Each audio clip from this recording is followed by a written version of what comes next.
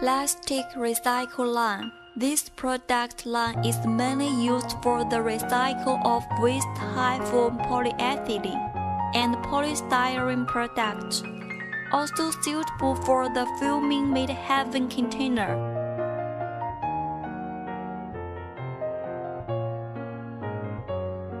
The first extruder transfer and feed materials forcefully, and the second one extrude raw materials by pushing air.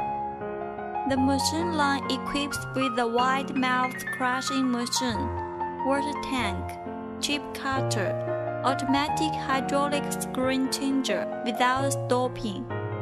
The model of SMZL 180 and 120 machine can extrude about 100 kg per hour. The equipment features innovative design, saving energy, high production capacity and output,